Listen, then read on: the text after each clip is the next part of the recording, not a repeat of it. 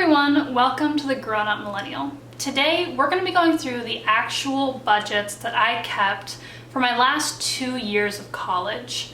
So for those of you who are new here, quick rundown of my story. So I went to community college for 2 years and then I transferred to high quality in-state university, and I graduated completely debt-free with a combination of keeping my costs down, and I applied for like 100 scholarships and won 11 of them. So I was able to graduate debt-free. Now, I generally talk about how my scholarships were able to help me do that, but keeping my costs down was also a big part of that. For every dollar that you spend, that's another dollar that you have to find funding for. So by minimizing my expenses, I was able to minimize the amount of scholarships I needed to find and apply for. It also means that smaller scholarships, which tend to be easier to win, were more impactful for me than they might be for someone else who was, let's say, going to $50,000 per year school and kept their living expenses really high. That person, a small scholarship was going to be much less impactful for that person than it was for me because I kept my costs down. So I actually kept pretty good records. Like every month I tracked everything that I spent down to the penny, and also all my income. So I wanted to run through that today and really show you. This is not necessarily a how-to or you need to do it exactly like this. I just hope that it will maybe give you some ideas, or if you are about to go to college or you're about to, let's say, move off campus or even move out of the home, you're trying to get a sense of what this might cost. I hope this will give you like real insight. But before we jump into the actual budgets, there are some things. Before we jump into the actual budgets, I want to talk a little bit about the overall situation that I was living in / what I chose. So I am originally from Los Angeles, that's where I currently live, but I chose to go to school in San Diego, the University of California, San Diego, for 2 years after I graduated from my local community college. Part of the reason I chose that was I wanted that going away to school experience, but I didn't want to be very far from my family and my partner at the time, who is now my husband. So it was really important for me to still have fairly frequent access to them. So I would usually go up once or twice a month, and my partner would come down and see me once or twice a month. So first thing there, I did choose a public university rather than a private university because it is cheaper and it is easier generally to transfer from a public community college to a public university. I didn't choose the cheapest public universities. In California, those would be the California State Universities, and I chose to go to a University of California. So it was the slightly more expensive option, but it was still cheaper than going out of state or going to a private school. I also chose to live off campus for both years I was living down in San Diego. So my school actually had a great transfer housing program for living on campus, but you had to share a room, and I knew personally that just wasn't going to work for me.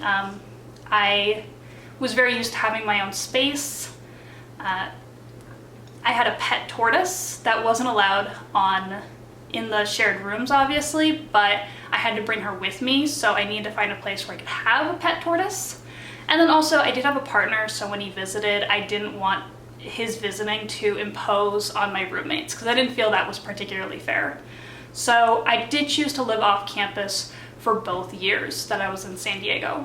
I also chose not to have a car for most of that time, which also affected where I chose to live. I chose to live pretty close to campus, not like right next to campus because that was the most expensive, but I think it was within a mile and a half, 2 miles of campus.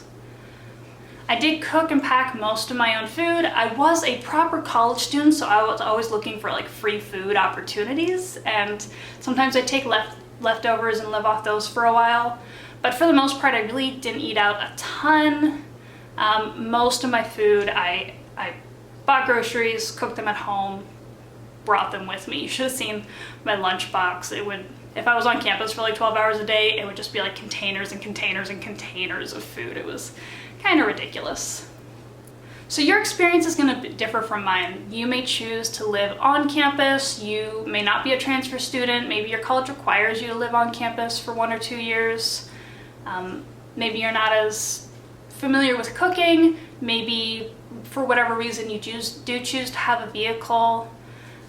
Maybe you live a lot farther from your family than I do. So I visited fairly frequently, but I could take like a bus or drive, and it was about 2.5 hours. Whereas if I went across country, obviously that would be more expensive. San Diego has notoriously high rent, like most of California does, but it also has really great produce prices. So since I was eating really healthy, I still was able to do that really cheaply for like $20 a week. In addition, you may not be like a traditional student. Maybe you have a family, maybe you're a little bit older, maybe you have like a full-time job. Everyone's experiences are obviously going to differ. Again, I'm not saying that this is exactly how you should do it, but I do hope that it will give you some ideas, or at least help demonstrate what an actual college budget might look like, because this is my actual college budget for 2 years while I lived in San Diego. So let's get started. So I keep, to this day, my budgeting on a Google Sheet because it's easy to transfer. Obviously, you don't have to do this, but I like that it updates in real time. I don't have to hit save because I definitely have lost stuff if I didn't save. So looking at the anatomy of this is my first year at UC San Diego. So this is 2014 to 2015 academic year. So the thing I always started off with was this overview, right? I wanted almost sort of a dashboard of all the things I need to keep track of. So at the time, obviously I was just starting at UC San Diego, things were a lot more expensive, and I needed to figure out exactly what was going to cost. So I started estimating, as you'll see here, my cost of attendance. Then I was estimating what kind of aid I was expecting, what was going to be available over the 2 years, and then my current savings. So at that point in time, it looks like I had about $14,000 in savings between my actual savings account and this is money I'd been saving up while I was at community college, by the way. And then I also kept track of my actual real financial aid. So we go through this real quick. So the Cal Grant, that is a grant that comes from the California government, state government, and only can be used at like a California university, right? So that was one of the benefits of choosing an in-state university. I had this grant available for me. If I had gone to, let's say, Oregon State University, which I had been considering, not only would the tuition have been higher because I'm an out-of-state student, I would not have gotten this $12,000 towards tuition. The Pell Grant, this is for low-income students. This is a federal grant. The UCSD grant, so a lot of schools have separate money apart from the federal and California or state money. They have separate money, this might be coming from donors, etc., that they'll give based on financial need. So that was what I was getting based on financial need. And then here were some scholarships that I had received. And then my first year, I did take out a small loan. I didn't necessarily need it at the time, but I was just worried about, like, in case of an emergency and I didn't have enough money, the interest rate was lower on a loan than it was on a credit card, for example. So I did take out a small loan. This was not nearly all the loan money that they offered me, and I never spent this, so I kept this off to the side in a separate account and never touched it, so I just paid it back like the day I graduated. So I never needed to take this out, but I just felt a little bit more comfortable with that because I'd lived a life of financial insecurity before that. And then down here I had my guesstimated living costs. So this is what I was expecting it would cost to live away from home. So rent, utilities, food, the Greyhound, since I did go up to see my family once or twice a month, I did that via the Greyhound bus. My phone, miscellaneous costs, etc. So I was hoping it would cost about $935 a month. Obviously, you can probably imagine there's a lot of categories missing from here. But like I said, this is the actual thing I was using at the time, and I didn't know any better at the time. And then over here on the side, I actually tracked the money that I was getting and saving in my savings account, because not only did I want to pay for school, I also want to be prepared for when school ended, right? Because I knew I wasn't going to move back home. My parents had moved. There was no longer my childhood bedroom to live in. There wasn't any space for me. So I figured I'd have to be paying rent, and like there wasn't a place to land, right? So I was also saving towards that. So it looks like for this school year, I was actually able to put away $6,600. So part of the reason I was able to do that was because I got my expenses low enough where I could live off of financial aid. Financial aid covered pretty much all of my monthly expenses, but I still worked 1 or 2 jobs at any point in time. So that money that I was earning at those jobs went into savings. So that's sort of this overview that we have here. Then on the next tab is my financial aid specifically.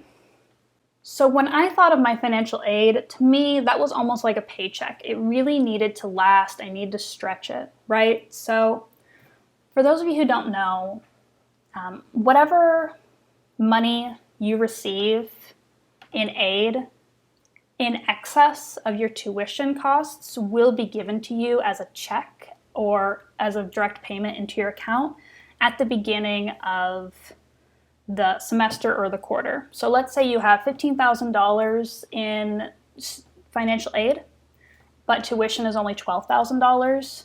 The extra $3,000 will be given to you to pay for housing, books, etc. So obviously I was getting that. I did have aid beyond my tuition. So I got a disbursement every quarter from the university, and then I also got some separate disbursements from some scholarship programs that I was part of. So I would literally track what was in that disbursement.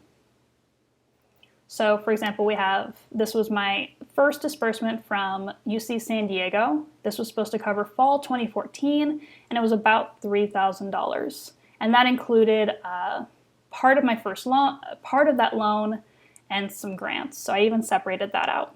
And then every single month, I would pay a little bit of that out to myself, almost like a paycheck. So for example, in October, I moved $800 from my savings account to my checking. So this was my October payment, right? And then November, I did the same thing. Then December, I did the same thing. And you'll see it gets a little bit more consistent. So this first quarter, I wasn't doing it quite the way. I was living off of my paychecks because I still hadn't figured out my method yet. So you'll see that I was putting out these payments to myself almost like a paycheck. And I really recommend doing it this way if you are getting any aid, whether it's in the form of loans or in the form of grants or scholarships. I knew too many students who the $3,000 or $4,000 would hit their account, they would get super excited, and they'd rush out and they'd buy that laptop and the really nice school supplies, and they'd eat out a lot that first month, and then they would start to run out of money, right? So you want to put it out of sight, out of mind, and then split it up as you need it. If this is supposed to last the whole quarter, you need to make sure that it actually lasts the whole quarter. And then you also see I had separate amounts. So this was one of my scholarships. Here was another scholarship. And I put even little notes to myself, right? This was supposed to last until February.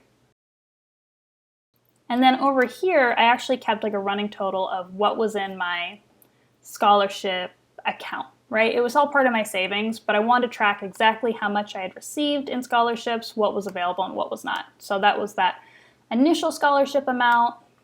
Then this was after my first payment to myself.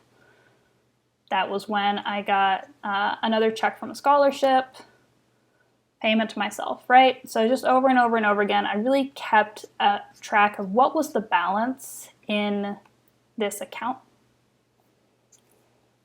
And then I also kept track of my spending month over month, right? So yeah, let's look at September. September's not really representative, but so I would track the date of the transaction, whether it was income or an expense, what the category was, so I really want to know where my money was going, and then some details, right? And then I would sort of sum them up over here. So for that first month, my rent was $620, so this was for a single room in a condo that I shared with, there were 6 of us total in the condo, all students from the university.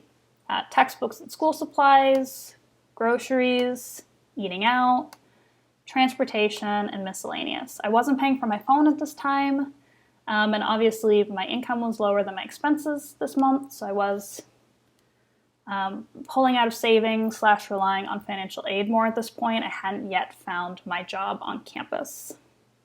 So so you can see by my groceries, for example, I really was eating like $20 a week, right? You're not really seeing much more than $20 on any of these grocery expenses.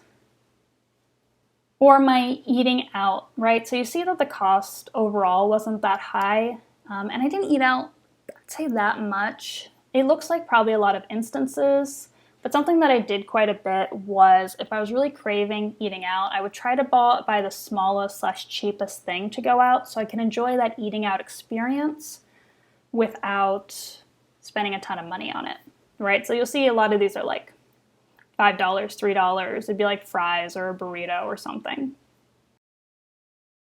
And then finally, let's look at like transportation, because that's a little bit high. Okay. So, yep, we have my Greyhound bus. I had to take the bus to and from a tutoring job. This was before I got the bus pass that was included as part of my tuition. And then it looks like my partner came down, so I put gas in his car for him. Yeah. Pretty minimal expenses. But overall, my total expenses for this month was $965, so under $1,000 for the month. Let's see, let's do November. So now this is a couple months in. I've been at UC San Diego for a while at this point, or a couple months at this point. I've settled in. So similarly, rent, still $620, that doesn't change. Utilities, so this covered electricity, internet, and water. And my roommate was on all the bills, and he would just send us a text like, hey, everybody owes this much, and I would Venmo him. Textbooks, obviously we're way into the quarter, don't really have many textbook costs at this point. Groceries, still pretty low. Again, I was eating like $20 a week for groceries, but still eating pretty healthy, pretty robustly. Eating out, still pretty low. Transportation, so this is a little bit higher. So we have an oil change, gas, parking, gas, and gas. So actually in September, may have been October. Essentially the first couple weeks of class, I broke my foot on the way to a job interview. And since I'd chosen a place that was 2 miles from campus, I needed a car because I couldn't walk to campus anymore. I couldn't even walk to the bus to get me to campus. I was on crutches. My foot was broken. So my mom lent me her car for this quarter. She had another car that she could use. So that's why I have these gas and oil change costs, because I was using a car at this point in time. But as soon as my foot was healed, she got the car back. So this total expenses category is actually not quite right because it does include about $635 in savings. So like I said, anything that I had left over, any paychecks, pretty much went straight to savings, and I lived off my financial aid. So I was still spending about $1,000 this month. So let's do March. So now it's another quarter, next year. Ooh, this is expensive. What made this so expensive? Okay. So rent, utilities, same old, same old. I spent $107 on textbooks. So I always bought my textbooks used, preferably online. So they were not as expensive as like someone buying them new from the campus bookstore. Those are always just going to be the most expensive textbooks. Groceries, still low.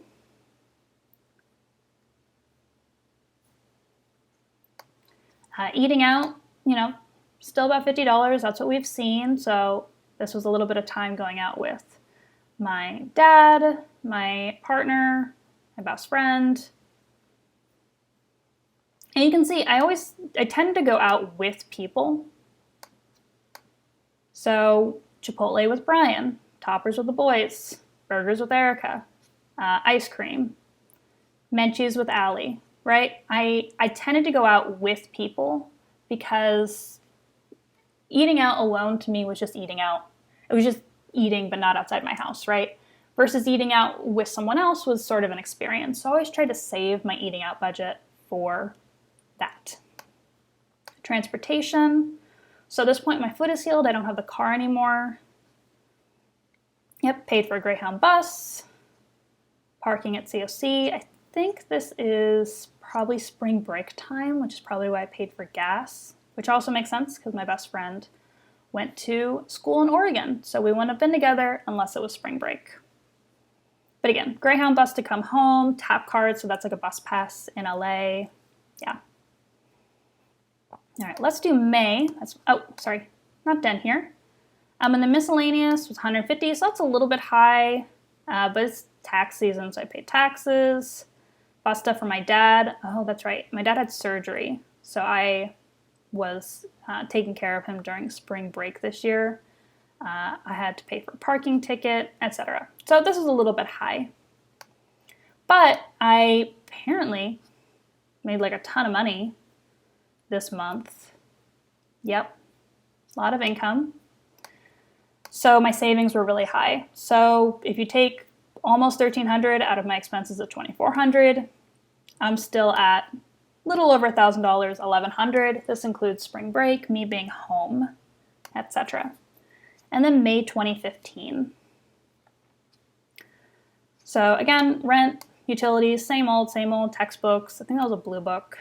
Groceries, still very low. I kept my groceries really standard. I did live off a lot of leftovers and free food on campus, but when I was eating at home, which was most of the time, I was living really cheaply food-wise.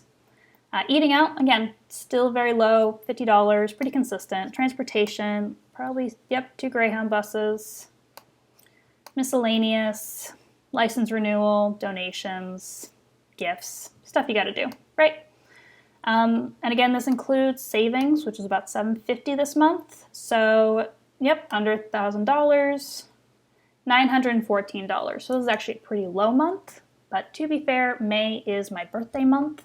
So chances are people were taking me out a little bit more. So money I normally would have spent going out, people were gifting me instead. So let's go to the next year. So again, I kept an overview.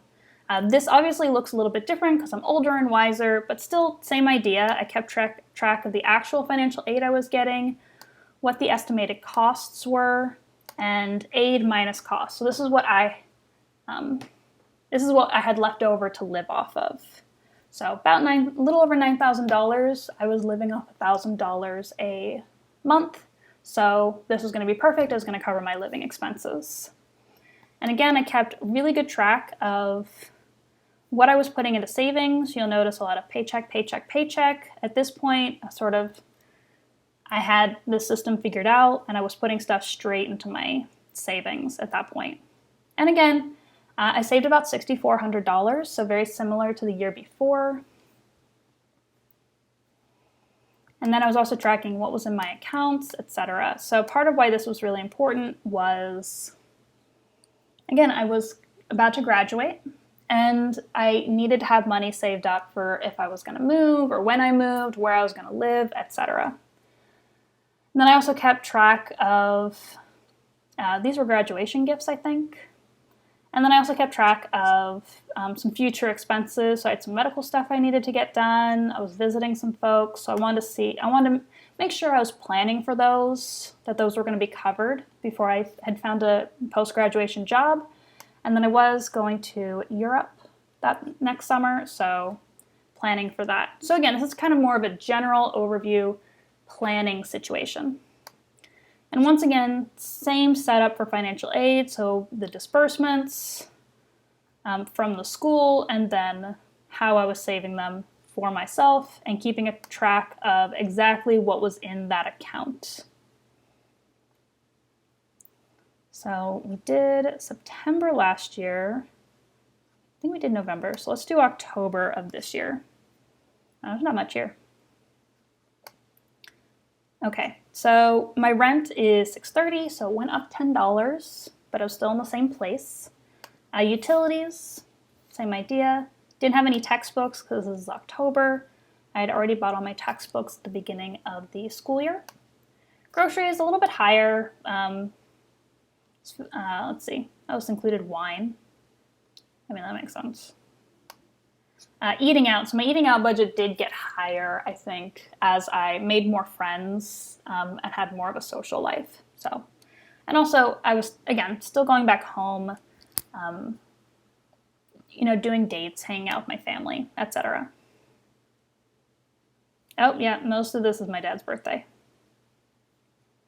Transportation, probably Greyhound. Yep, 2 Greyhound buses. And miscellaneous. Birthday gifts for my brother. A ring, I don't know. I have no idea. Can opener, what? I don't even, whatever. But as you can see, expenses, oh, this was exactly $1,000, dang. Look at me. Go you, girl. So I managed to keep my expenses exactly within my income for that month. Not November, let's do January. So January, again, pretty similar. Rent, utilities, textbooks. So this is the beginning of a new quarter, so obviously I'm going to have some textbooks. Groceries, a little bit more expensive, and health stuff. Probably could have gone in miscellaneous category, but whatever. Eating out, again, got a little bit more expensive. January is my partner's birthday, so I probably was paying for a lot of that. Yep. So for his birthday this year, I took him on like a little tour of San Diego culinary stuff. So that's what we have going on here is took him to a bunch of really good places for food. Transportation, probably a Greyhound. Oh, no. Oh, I borrowed my friend's car, so I paid him gas. And I had a bus pass, but my partner didn't, so I had to buy him a pass for our little culinary adventure. And then miscellaneous. I mean, yeah, right. So this was a little over $1,000. Again, you're going to see that it's pretty consistent. One thing you may notice is that I don't keep a lot of income in here anymore. So this was the point where anything that I was earning through my jobs went straight into savings. I didn't even consider it income at this point. So instead of putting it in my checking and then put whatever was left of the month into my savings account, it just went straight into my savings and I didn't even consider it income. All right, let's do April. So this is beginning of my last quarter. This probably has spring break, I'm not sure. So again, rent, utilities, groceries, eating out, really high. Let's see. I mean, lunch with Brian, dang. Really splurged. Oh.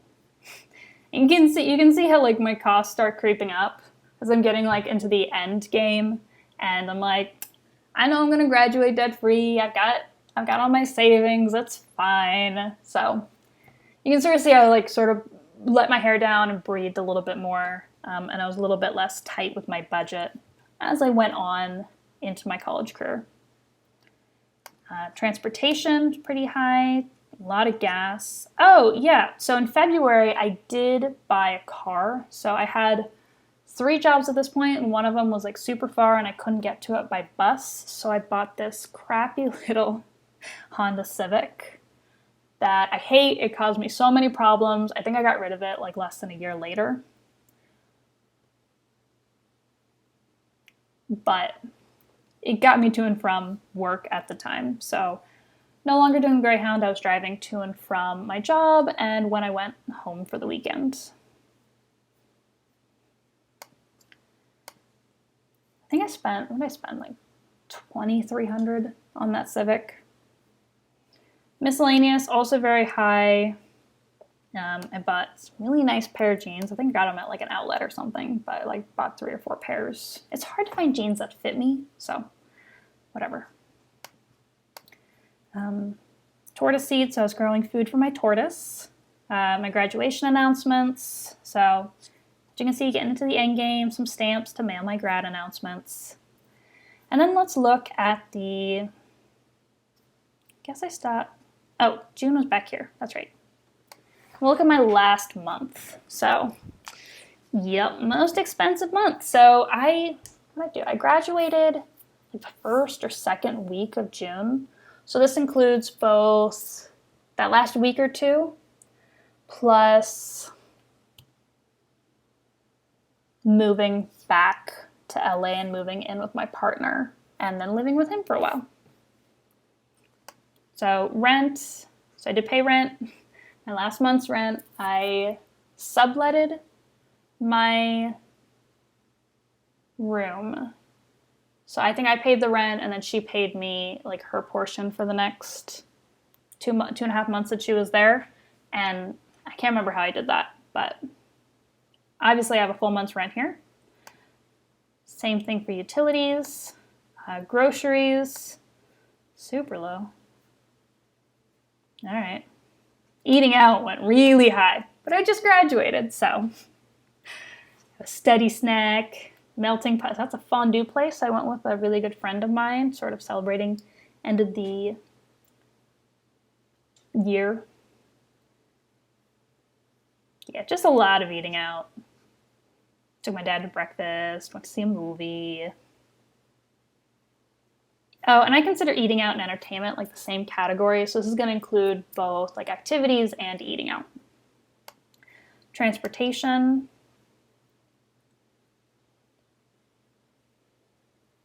Gas, Ubers, miscellaneous. Oh gosh. Yep, it was our anniversary is not in June, so I don't know what that's about. Oh, I was in, what are we doing? I was in Argentina. I don't know why our anniversary is here. And this is car insurance, car repairs, again, oil change, and then some medical stuff. So yeah, so that is sort of my budgets for, you know, obviously not all of them, but I think it's a good sample from both years. And you just sort of see what my actual expenses were, how things sort of changed as I progressed through school. And I hope this gave you some ideas on how to budget, what to be looking for, particularly with how to handle financial aid. Obviously, this is not the prettiest way to set up your budget. I wasn't really focused on that.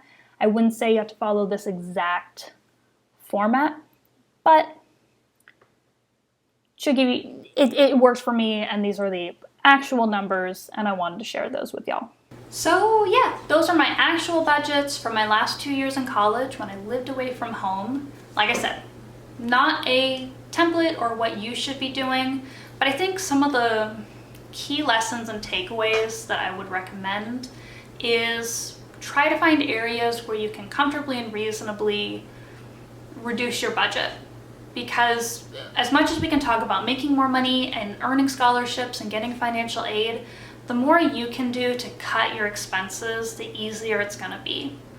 Let me know, what are some sacrifices that you made in college or are currently making in college? How do you keep your expenses low? Or on the opposite side, what are you not willing to sacrifice or compromise or cut even for your college education? I think that would be a great discussion down in the comments below. In the meantime, thank you so much for watching and hope you have a wonderful rest of your day.